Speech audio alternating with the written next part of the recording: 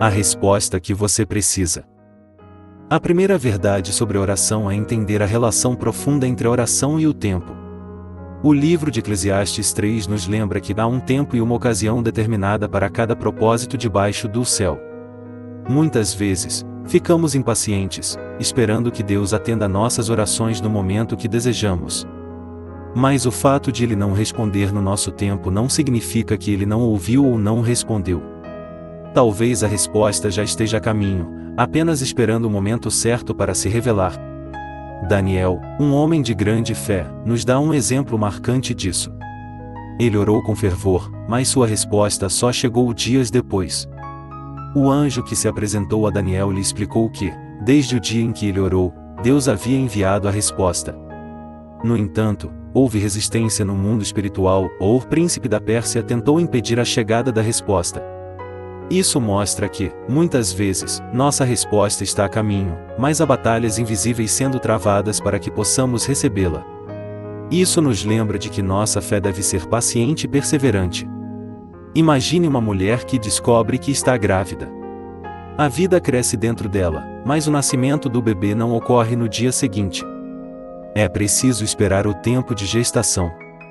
Da mesma forma, os milagres que aguardamos de Deus já podem estar em movimento, embora ainda não possamos vê-los completamente realizados. Deus já está respondendo, já está movendo realidades, já está abrindo portas. Enquanto esperamos, Ele está operando em áreas que sequer percebemos.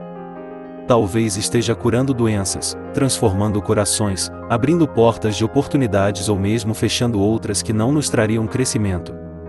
Ele também está removendo do nosso coração projetos que não foram inspirados por Ele e confirmando aqueles que foram. Quando ouvimos e reconhecemos o toque de Deus em nossas vidas, entendemos que é Ele quem nos sustenta, abre portas e nos guia. A porta que Ele fecha, ninguém abre, e a que Ele abre, ninguém pode fechar. A caminhada com Deus é, muitas vezes, cheia de altos e baixos. Algumas portas se fecham, e nem sempre entendemos por quê. Há lugares que amamos, pessoas de quem gostamos, mas, por alguma razão, Deus nos afasta delas. Talvez Ele tenha ouvido o que nós não ouvimos, visto o que nós não vimos. Embora, no momento presente, possa não fazer sentido, mais adiante tudo se esclarecerá. As Escrituras nos mostram repetidamente como Deus usa as tribulações para nos aproximar de nosso destino. José, por exemplo, foi vendido por seus irmãos, mas isso o levou diretamente ao Egito, onde ele seria elevado a uma posição de autoridade. Davi foi esquecido por sua própria família, mas isso não o impediu de ser escolhido como rei. Homens e mulheres de Deus, ao longo da história, enfrentaram dificuldades, mas cada uma dessas tribulações serviu de ponte para seu destino. Deus tem um propósito maior, mesmo quando parece que tudo está desmoronando.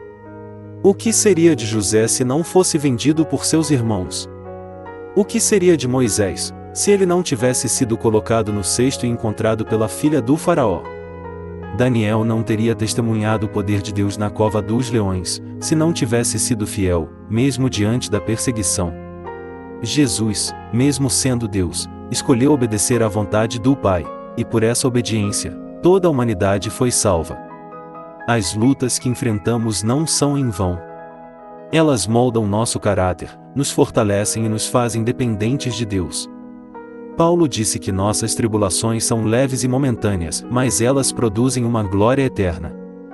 As dificuldades nos ensinam a valorizar o que realmente importa. Quando todas as nossas bases de segurança parecem se desfazer, nos damos conta de que Jesus é o suficiente, Ele é o autor e consumador da nossa fé, e é poderoso para restituir tudo o que foi roubado. Por isso, é fundamental que ouçamos a voz de Deus. Talvez ao nosso redor estejam dizendo palavras de desânimo, mas as palavras de Deus são de vida e esperança. Alguém pode olhar para o futuro e ver desafios, mas precisamos declarar, pela fé, que cada ano traz novas bênçãos.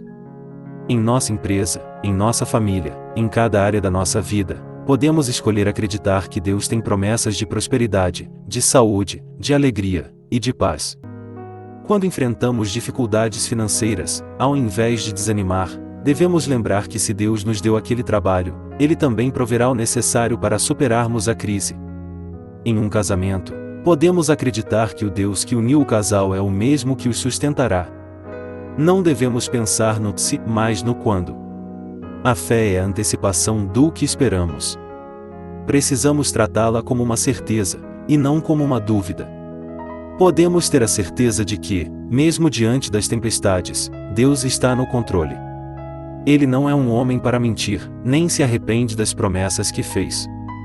Se ele disse que vai acontecer, então, nos céus, já aconteceu. Eu creio no poder do nome de Jesus. Eu creio que há poder em cada palavra que sai da boca de Deus a meu respeito. A despeito do que o mundo diz, eu carrego uma promessa de Deus. Eu sei que o que ele prometeu, ele cumprirá.